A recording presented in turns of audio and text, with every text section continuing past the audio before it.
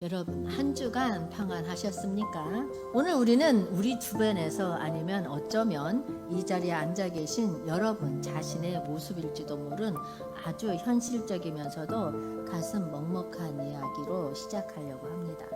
우리는 모두 행복을 꿈꿉니다. 그리고 그 행복을 위해서 오늘이라는 시간을 기꺼이 저당 잡힌 채 살아가고 있습니다. 여기 이제 막 가정을 꾸리고 장밋빛 미래를 꿈꾸며 출발한 한 신혼부부의 일상을 통해서 우리가 붙들고 있는 기쁨의 실체가 무엇인지 함께 알아보도록 하겠습니다. 이 가정의 남편은 현재 두 가지 무거운 짐을 동시에 지고 있습니다. 미래를 위한 투자로 박사 과정이라는 길고도 어두운 터널을 지나고 있습니다. 학위 논문이라는 거대한 산은 써도 끝이 보이지 않고 지도 교수님의 날카로운 지적 한마디에 밤잠을 설칩니다. 하지만 그것이 전부가 아닙니다. 한 가정의 가장으로서 생계를 책임져야 하기 때문에 낮에는 회계 업무와 컨설팅 일을 병행하고 있습니다. 회계의 세계는 냉정합니다. 소수점 하나, 숫자 하나만 틀려도 그간 쌓아온 신뢰가 와르르 무너질 수도 있습니다. 그야말로 긴장감이 흐르고 있고 온종일 숫자에 치이고 까다로운 클라이언트 요구에 치이다 보면 영혼이 탈탈탈 털릴 것 같은 기분이 듭니다. 밤늦게 녹초가 되어 들어와서 다시 책상 앞에 앉아서 스탠드를 켤 때면 남편은 습관처럼 입술을 깨물며 생각합니다. 그래, 조금만 참자. 이 논문만 통과되면, 이 지긋지긋한 학위만 따면 내 인생의 불확실성은 끝이 날 거야. 안정적인 자리를 잡고 나면 그때부터는 진짜 행복의 시작이다. 지금의 이 고생은 그때를 위한 투자일 뿐이다 라고 생각을 합니다. 아내의 삶 동안 만만치 않습니다. 그녀는 많은 이들이 부러워하는 구청의 공무원입니다. 사람들은 철통밥이니 안정적이니 하며 부러워하지만 그 안정성이라는 이름 뒤에 숨겨진 무게는 결코 가볍지 않습니다. 아침에 출근하자마자 쏟아지는 민원인들의 날선 요구와 가끔은 이유 없는 품풀이를 온몸으로 받아내야 합니다. 조직 내에서 맡은 실무와 산더미처럼 쌓인 서류들은 퇴근 시간을 잊게 만듭니다. 지친 몸을 이끌고 퇴근하는 길, 차창 밖으로 번지는 도시의 불빛을 보면서 아내는 다짐을 합니다. 지금 맡은 이 까다로운 프로젝트만 마무리되면, 인사철만 무사히 지나면 그때부터는 남편과 여유롭게 대화도 나누고 진짜로 신혼다운 기쁨을 누릴 수 있을 거야. 조금만 더 버티자라고 다짐을 합니다. 그런데 성도 여러분, 우리가 냉정하게 스스로에게 물어봐야 합니다. 정말로 그랬던가요? 고개만 넘기면 정말로 평탄한 대로가 펼쳐졌던가요? 우리는 늘 조건부 기쁨을 기다리며 살아갑니다. 이 학위만 따면, 이 회계 결산기만 끝나면, 민원이 적은 부서로 발령만 나면 우리는 기쁨을 늘 미래의 어느 시점으로 유예합니다. 하지만 막상 그토록 바라던 목표를 달성했을 때 어떤 일이 벌어지는지 우리는 이미 수없이 경험을 했습니다. 박사학위를 따고 나면 교수 임용이나 취업이라는 더 거대하고 냉혹한 불확실성의 벽이 기다리고 있습니다. 프로젝트를 끝내면 더 난도가 높은 다음 과제가 주어집니다. 승진을 하면 기쁨은 잠시뿐입니다. 그 직급에 따르는 그 더 무거운 책임감과 복잡한 인간관계가 어깨를 짓누르고 있습니다. 이것은 마치 밑빠진 독에 물 붓기와도 같습니다. 분명히 어제보다 더 나은 조건이 되었습니다. 작년보다 더 많은 것을 성취했고 통장의 잔고는 조금 더 늘었을지 모릅니다. 하지만 신기하게도 내 마음속의 기쁨의 항아리는 늘 바닥을 드러냅니다. 잠시 물이 차오르는 듯 하다가도 금세 이게 끝인가? 다음에는 어떡하지? 불안과 또 다른 결핍이 스멀스멀 차오릅니다. 한 고개를 넘기면 넓은 평지가 펼쳐질 줄 알았는데 막상 올라서 보니 눈앞에는 더 험하고 높은 산이 버티고 서 있는 것이 우리네 인생의 현실인 것입니다. 오늘 우리가 읽은 본문에 등장하는 이스라엘 백성들의 모습이 바로 이와 정확하게 일치합니다. 그들은 인류 역사상의 전무후무한 기적의 주인공들이었습니다. 수백 년간 이어온 노예 생활에서 해방되었고 뒤쫓아오던 애국 군대를 뒤로 한 채 홍해가 갈라지는 압도적인 사건을 경험을 했습니다. 이것은 박사학위 합격 통지서나 7급 승진 발령과는 비교조차 할 수 없는 우주적인 기적이었습니다. 그런데 그 감격의 유통기한은 얼마나 되었을까요? 성경은 그들이 기적을 체험하고 단 3일 만에 다시 원망을 쏟아냈다고 기록합니다. 강약길을 사흘쯤 걷다가 목이 마르자 그들은 즉시 태도를 바꿉니다. 마실 물이 없다. 우리를 이 고생을 시키려고 여기까지 데려왔느냐? 차라리 애굽에서 노예로 살 때가 더 좋았다라고 불평을 합니다. 홍해를 가르신 하나님의 전능하심을 눈앞에서 본 사람들이 당장에 입술에 적실 물 한 모금조차 없자 어제 그 위대한 은혜를 깡그리 잊어버리고 만 것입니다. 왜일까요? 그들의 기쁨이 하나님이라는 변하지 않는 토대가 아니라 물이라는 상황에 닻을 내리고 있었기 때문입니다. 상황이 채워지면 춤을 추고 상황이 조금만 비틀거리면 곧바로 절망의 나락으로 떨어지는 상황의 노예로 살고 있었던 것입니다. 사랑하는 성도 여러분, 오늘 낮에는 회계장부와 컨설팅 숫자로 머리가 지끈거리고 밤에는 논문과 실험하며 지쳐있는 남편 성도님들, 그리고 내일 아침이면 다시 일터의 치열한 민원 현장으로 무거운 발걸음을 옮겨야 하는 아내 성도님들께 묻고 싶습니다. 여러분의 기쁨은 지금 무엇에 연결되어 있습니까? 만약 여러분의 기쁨이 오직 학이나 실적이나 안정된 환경에만 연결되어 있다면 단언컨대 여러분의 항아리는 평생 채워지지 않을 것입니다. 상황은 바람 앞에 등불처럼 늘 변하기 때문입니다. 물이 차면 기쁘고 물이 빠지면 슬픈 인생은 평생 환경의 눈치만 보다가 끝나는 것입니다. 오늘 말씀을 통해서 우리가 깊이 깨달아야 할 진리는 이것입니다. 우리의 진짜 문제는 광야라는 척박한 환경이 아니라 하나님을 신뢰하지 못하는 내 마음에 깨진 틈인 것입니다. 밑빠진 독에 물을 채우는 방법은 두 가지 방법이 있습니다. 하나는 물을 독이 빠지는 속도보다 더 빨리 영원히 쏟아붓는 것인데 이거는 불가능합니다. 또 다른 하나는 그 독을 통째로 바닥에 던져버리는 것입니다. 내 힘으로 물을 길어 나르느라 지친 마음을 이제는 내려놓으십시오. 상황에 상관없이 속에서부터 솟구쳐 오르는 기쁨, 제 성령의 열매인 희락이 어떻게 우리 삶에 맺힐 수 있는지 그 신비로운 비밀을 오늘 이 시간에 함께 찾아가기를 소망합니다. 환경이라는 파도에 휩쓸리는 인생이 아니라 그 파도 위를 걸으시는 주님을 바라봄으로써 얻는 진짜 실력을 갖추는 시간이 되기를 바랍니다. 여러분, 앞서 살펴본 신혼부부의 갈증은 사실 어제 오늘의 일이 아닙니다. 인류 역사상 가장 화려하고 압도적인 기적을 VVIP석에서 직관했던 이들조차 피해가지 못했던 고질적인 영적 질병입니다. 바로 이스라엘 백성들의 이야기인 것입니다. 그들의 모습을 통해서 왜 우리의 만족이 그토록 짧은지, 왜 기적이 일상이 되어도 우리는 여전히 목마른지 그 이유를 심층적으로 파헤쳐 보겠습니다. 이스라엘 백성들은 애굽에 내린 10가지 재앙을 통해서 신이라 불리던 바로가 무릎 꿇는 것을 보았습니다. 뒤에는 애굽의 철병거가 먼지를 일으키며 쫓아오고 앞에는 시퍼른 홍해 바다가 가로막혀 있어서 이제는 다 죽었구나 싶던 그 절망의 순간에 바다가 마른 땅처럼 갈라지는 인류 최대의 간격을 직접 눈앞에서 목격했던 사람들입니다. 출애굽기 15장을 보면 그 감격이 얼마나 대단했는지 알 수 있습니다. 모세와 이스라엘 자손은 목이 터져라 노래합니다. 미리암은 소고를 잡고 춤을 추며 하나님을 찬양합니다. 여호와는 나의 힘이여 노래시며 나의 구원이시로다 라고 목이 터져라 노래를 합니다. 아마 그 현장에 있던 누구라도 이렇게 확신했을 것입니다. 이 정도 기적을 봤으면 이 사람들은 이제 평생 하나님만 신뢰하며 절대 불평하지 않겠구나 라고요. 그런데도 놀랍게도 그 뜨거운 찬양에 메아리가 채 가시기도 전인 단 3일 만에 믿기 힘든 반전이 일어납니다.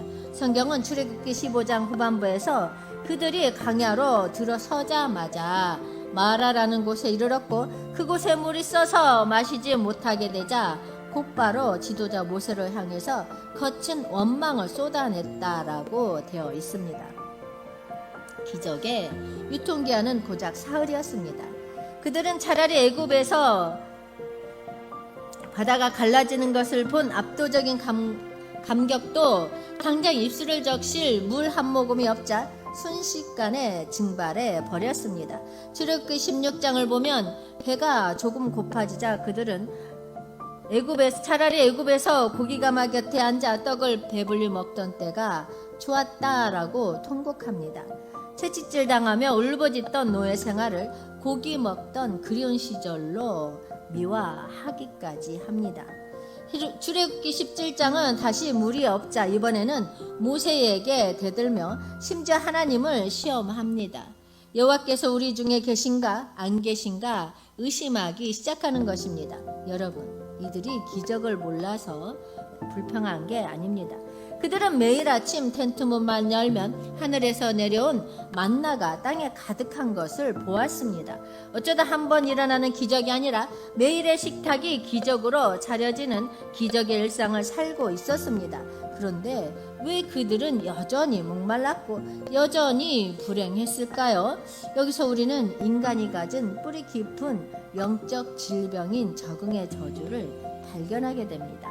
심리학적으로 인간은 어떤 강한 자극이 시간이 지나면 무덤덤해지는 특성이 있습니다.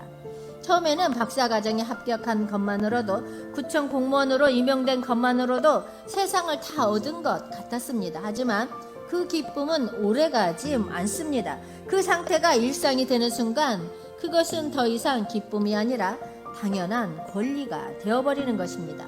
어제는 바다가 갈라지는 것이 기적이었지만 오늘은 당연히 물이 나와야 하는 것이 권리가 됩니다. 어제는 하늘에서 밥이 내려오는 게 은혜였지만 오늘은 왜 메뉴가 맨날 똑같냐? 고기는 없냐며 타성에 적게 되는 것입니다. 기적이 일상이 되어버리는 순간 신기하게도 불만 역시 일상이 됩니다. 이스라엘의 문제는 기적의 양이 부족한 것이 아니었습니다. 아무리 퍼부어도 채워지지 않는 그들의 마음의 그릇이 문제였던 것입니다. 쏟아부어도 아래가 터져 있으니 늘 바닥을 드러내는 것입니다. 이것이 바로 우리가 겪는 밑빠진 독의 실체인 것입니다. 왜 기적을 보고도 불행할까요? 그것은 기적의 본질을 오해했기 때문입니다. 성경은 기적을 표적이라고 부릅니다. 표적은 그 자체가 목적이 아니라 무언가 더 중요한 것을 가리키는 이정표인 것입니다. 하나님이 바다를 가르시는 이유는 단순히 길을 내주기 위함이 아니라 바다를 가르신 하나님이 누구인지를 알게 하기 위함이었습니다. 만나를 먹이신 이유는 단순히 배를 불려주기 위함이 아니라 사람이 떡으로만 사는 것이 아니요 여호와의 입에서 나오는 모든 말씀으로 사는 줄을 알게 하기 위함이었습니다. 그런데 이스라엘 백성들은 손가락만 보고 달을 보지 못했습니다. 하나님이라는 분 자체보다는 하나님이 주시는 선물에만 집착했던 것입니다. 하나님 중심의 삶이 아니라 내 배고픔의 중심이 된 삶이었던 것입니다. 하나님이 계셔도 내 배가 고프면 하나님은 순식간에 안 계신 분이 되어버린 것입니다. 여러분, 이 이스라엘의 모습이 오늘 여러분과 저의 모습일 수도 있습니다. 회계장부의 숫자를 맞추며 가슴을 졸이다가 문제가 해결되었을 때 구청 민원실에서 폭풍 같은 하루를 보내고 무사히 퇴근했을 때 우리는 잠깐 감사하며 찬양합니다. 하지만 그 평안의 유통기한 역시 딱 3일이 아닙니까? 아니 3시간도 채 되지 않아 다시 새로운 걱정과 불만족의 늪으로 빠져들지 않습니까? 하나님, 왜 나는 이토록 쉽게 무너질까요? 왜 채워도 목이 마를까요? 이 질문은 사실 왜 기적이 일어나지 않느냐는 질문이 아닙니다. 왜 나는 하나님이 내 곁에 계신 기적 속에서도 하나님을 보지 못하고 오직 나의 결핍만을 보고 있는가라는 통곡이어야 합니다. 우리는 지금 더 큰 기적이 필요한 것이 아닙니다. 기적이 일상이 된 이 강해 같은 삶 속에서 기쁨의 근원을 상황에서 하나님으로 옮겨놓는 근본적인 수술이 필요합니다. 상황이 채워져야 기쁜 사람은 상황이 변하면 반드시 불행해집니다. 하지만 하나님으로 배부른 사람은 상황이 광야일지라도 그곳에서 잔치를 벌일 수 있습니다. 오늘 이 아침 3일이면 사라질 신기루 같은 기쁨이 아니라 반석에서 물을 내시는 하나님 그분 자체로 만족하는 진짜 기쁨의 문이 열리기를 간절히 소망합니다. 기적은 순간을 바꾸지만 믿음은 여러분의 인생 전체를 바꾸게 될 것입니다. 여러분, 우리 인생의 갈증을 해결할 유일한 열쇠인 기쁨의 메커니즘에 대해서 알아보겠습니다. 왜 우리는 그토록 성취하고도 공허한지, 왜 이스라엘 백성은 기적 속에서도 원망을 했는지, 그 신학적이고도 실제적인 해답이 바로 여기에 있습니다. 성경 지도를 펼쳐보면 흥미로운 사실을 발견하게 됩니다. 이스라엘 백성이 탈출한 애굽에서 약속의 땅 가나안까지는 당시 성인 걸음으로 마음만 먹으면 불과 열흘 남짓하면 도착할 수 있는 거리였습니다. 그런데 하나님은 이스라엘을 곧장 그 적과 꿀이 흐르는 땅으로 인도하지 않으셨습니다. 오히려 길도 없고 물도 없는 척박한 광야로 그들을 밀어넣으셨고 그곳에서 무려 40년을 머물게 하셨습니다. 우리는 질문하게 됩니다. 하나님, 사랑하신다면서 왜 굳이 이런 고생을 시키십니까?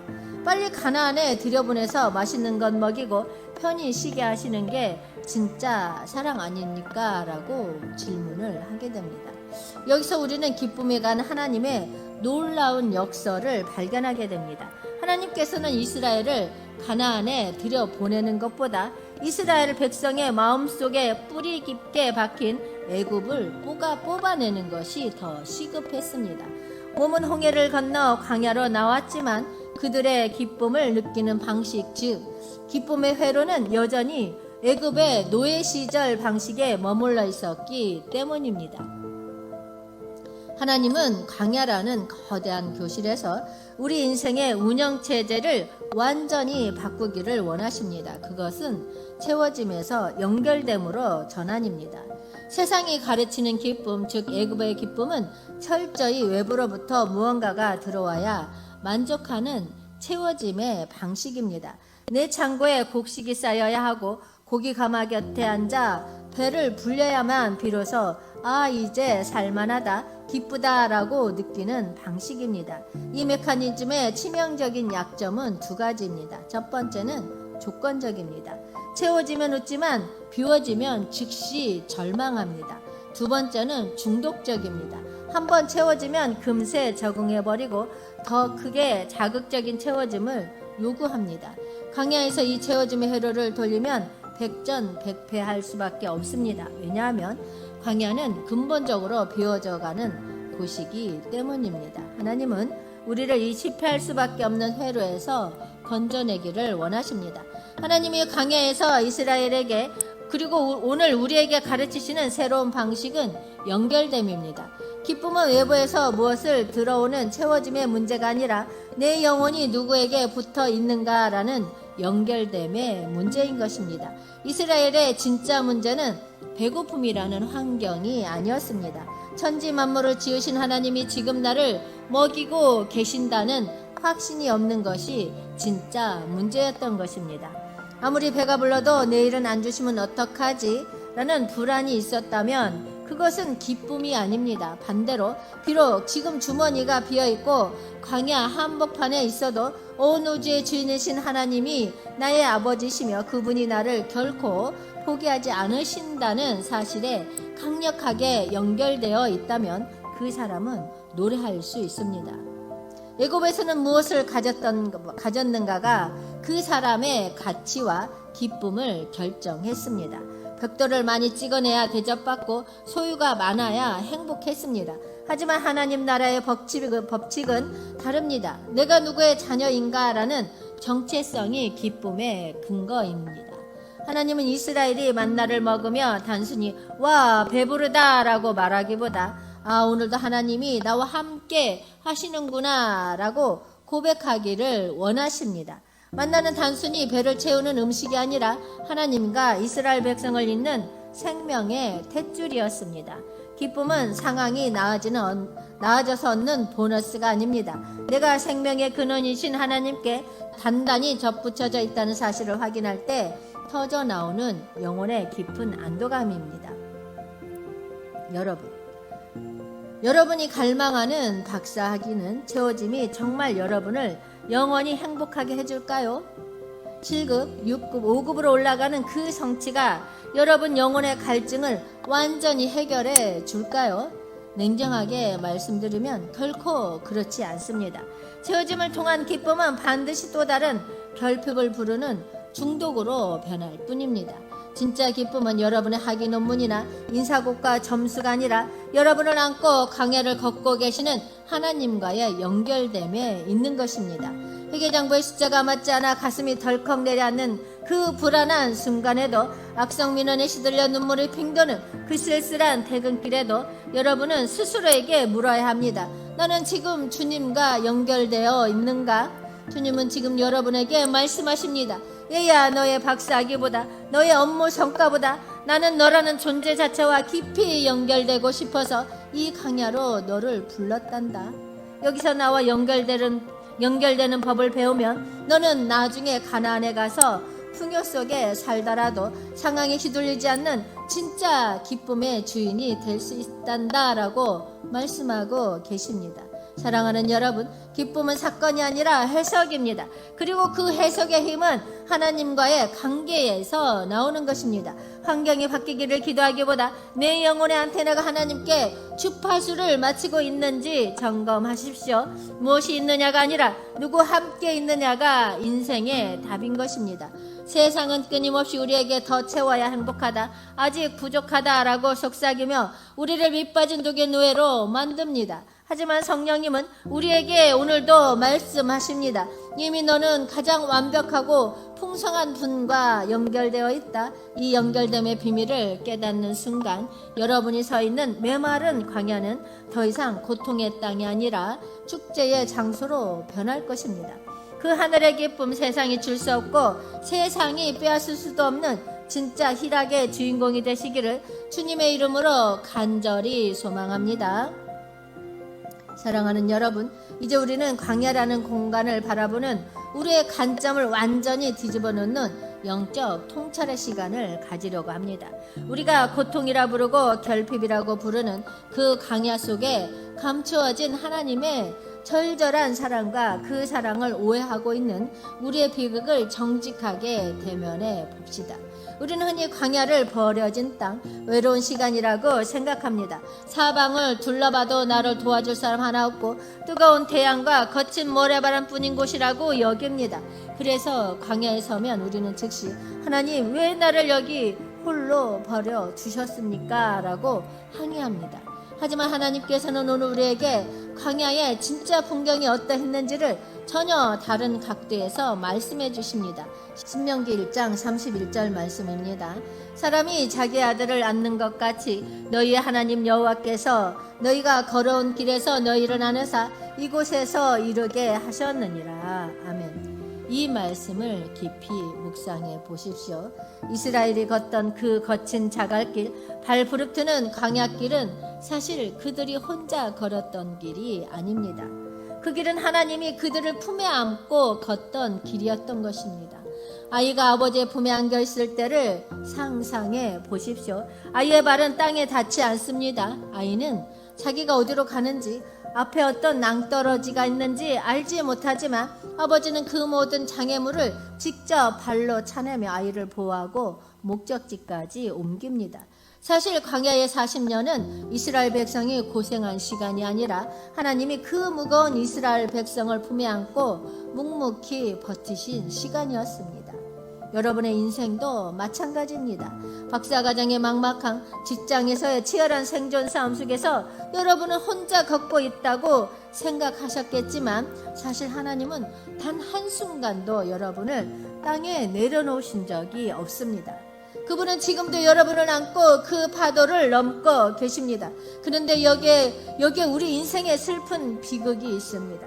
아버지의 따뜻한 품에 안겨있는 아이가 정작 자기를 안고 계신 아버지의 자상한 얼굴을 보는 대신에 아버지가 손에 쥐어준 사탕에만 정신이 팔려 있었다는 것입니다. 아버지는 아이를 사랑해서 사탕을 하나 쥐어주었습니다. 하지만 아이는 그 사탕이 입안에서 녹아 사라지는 순간 불안해하기 시작합니다. 자기를 안고 있는 아버지의 강력한 팔과 따뜻한 심장 소리는 잊어버린 채 오직 사탕이 없다, 사탕이 떨어졌다며 울기 시작합니다. 이것이 이스라엘 백성이었고 오늘 우리의 모습인 것입니다. 만나라는 사탕이 떨어질까봐 걱정합니다. 박사학이라는 사탕이 내 손에 쥐어질까봐 전전긍긍합니다. 승진과 평안이라는 사탕이 없으면 나를 안고 계신 하나님조차 보이지 않습니다. 사탕을 다 먹고 나면 나를 안고 계신 아버지는 보이지 않고 오직 결핍만 크게 보입니다. 이것이 바로 기쁨이 지속되지 않는 이유인 것입니다. 우리의 기쁨의 근거가 나를 안고 계신 아버지가 아니라 아버지가 지어준 사탕에 있기 때문입니다. 왜 우리는 그토록 사탕에만 집착하며 쉽게 불안해할까요? 그것은 우리가 여전히 애굽의 기쁨 체계 속에 살고 있기 때문입니다. 애굽의 기쁨은 철저히 소유의 기쁨입니다. 내가 무엇을 가졌는가, 내 통장의 숫자가 얼마가 찍혔는가, 내 직급이 어디까지 올라가는가입니다. 이 기쁨의 특징은 가졌을 때만 작동한다는 것입니다. 문제는 세상의 모든 소유는 유한하고 변한다는 것입니다. 하기는 시간이 지나면 익숙해지고 직급은 퇴직과 동시에 사라지며 돈은 예상치 못한 일로 빠져나갑니다.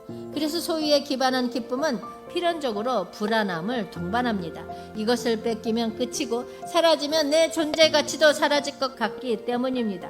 박사과장의 남편이 논문 한 줄에 웃고 울고 구청의 아내가 민원인 한 명의 비난에 밤잠을 설치는 이유는 나의 기쁨과 가치를 그 소유와 성과라는 흔들리는 모래성 위에 두었기 때문입니다. 하나님은 광야 40년을 통해서 이 기쁨의 뿌리를 온전히 옮기기를 원하십니다. 소유의 기쁨을 넘어서는 존재의 기쁨인 것입니다. 질문의 방향을 바꾸는 것입니다. 내가 무엇을 가졌는가가 아니라 나는 누구의 자녀인가, 내 창고에 무엇이 있는가가 아니라 내 곁에 누가 있는가입니다. 하나님은 만나라는 선물을 주셨지만 사실 그분이 진짜 주고 싶었던 선물은 떨어져도 다시 채워질 수 있는 준비하신 여호와라는 당신의 이름이었습니다.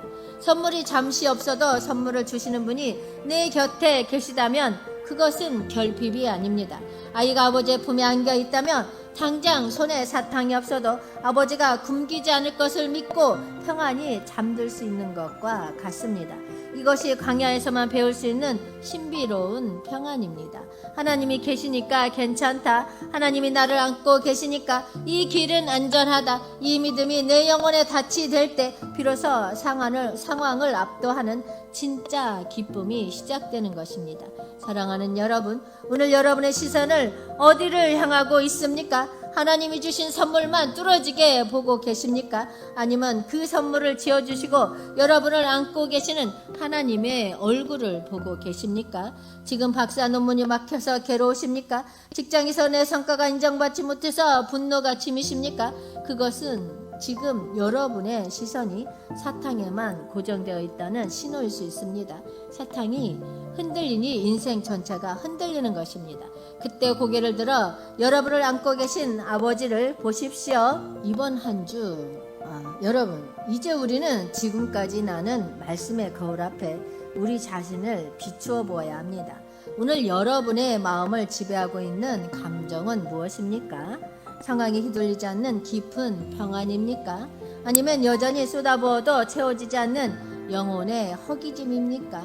우리의 기쁨이 왜 그토록 짧은지 그 뿌리를 점검하고 새롭게 내리기 위한 세 가지 구체적인 영적 결단으로 나아가고자 합니다. 사실 우리의 불평은 단순히 상황이 힘들어서 나오는 자연스러운 반응이 아닙니다. 그 불평을 더 깊이 파내려가면 거기에는 아주 차갑고 날카로운 두려움 하나가 도사리고 있습니다. 바로 하나님이 나를 잊으셨을지 모른다. 결국 하나님은 나를 돌보지 않으실 것이다 라는 하나님을 향한 근원적인 불신입니다. 두 번째는 내 삶의 빈자리를 바라보는 관점을 바꾸어야 합니다. 광야에서 물이 없다는 것은 죽을 위기가 아닙니다. 그것은 곧 하나님이 반석을 터뜨려서 물을 내실 기적의 예고편입니다. 우리 믿는 자들에게 결핍은 더욱 놀라운 영적 의미가 있습니다. 여러분의 통장 잔고가 비어갑니까? 컨설팅 업무가 꼬여서 밤을 쥐새우십니까? 그때가 바로 하나님이 소리치시는 시간입니다. 주님, 제 힘으로 채울 수 없는 빈 공간이 생겼습니다. 이제 제 힘이 아닌 주님의 능력이 나타날 차례입니다. 마지막으로 우리 삶에서 당연함이라는 오만한 단어를 지워버려야 합니다. 이스라엘 백성들의 비극은 매일 아침 내리는 만나를 당연한 배급으로 여기기 시작한 데서 왔습니다. 당연하게 여기면 감사가 사라지고 감사가 사라진 자리에 불평의 독초가 자라납니다. 사랑하는 여러분, 우리는 늘 내일의 가나안에만 집착하며 오늘의 광야를 저주하느라 시간을 다 보냅니다. 하지만 하나님은 오늘 여러분이 걷고 있는 그 척박한 광야 항복판에 이미 가장 풍성한 기쁨의 식탁을 차려두셨습니다. 여러분, 환경이라는 파도에 올라타지 마십시오. 파도에 올라타는 인생은 파도가 높이 솟구칠 때는 짜릿하고 기쁘지만 파도가 아래로 푹 꺼질 때는 형용할 수 없는 두려움과 절망의 심연으로 추락하게 됩니다. 상황에 내 기분을 맡기지 마십시오. 대신 그 파도 위를 걸으시는 예수님을 바라보십시오. 풍랑 속에서 죽음의 공포를 느끼며 비명을 지르던 제자들에게 예수님이 찾아오셨을 때 바다가 곧바로 잔잔해졌기 때문에 그들이 기뻤던 것이 아닙니다. 거센 풍랑 위를 당당히 밟고 걸으시는 예수님을 보았을 때 그들은 이미 풍랑을 이겼습니다. 여러분, 예배당 문을 나서며 다시 한번 이 사실을 기억하십시오. 여러분은 결코 혼자가 아닙니다. 여러분의 발이 땅에 닿지 않을 만큼 하나님 아버지가 여러분을 꼭 안고 계십니다. 이번 한 주 안 된다, 부족하다, 불행하다라고 소리치는 상황의 목소리에 영적인 길을 닫으십시오. 대신에 내가 너를 사랑한다, 내가 너와 함께한다, 내가 너를 반드시 인도한다 라고 말씀하시는 아버지의 부드러운 음성에 집중하십시오. 하나님 한 분만으로 충분합니다. 그분이 우리 곁에 계시기에 우리는 이미 다 가졌습니다. 이 확신을 품고 세상 속으로 당당하게 나아가십시오. 주님이 여러분과 함께 하십니다.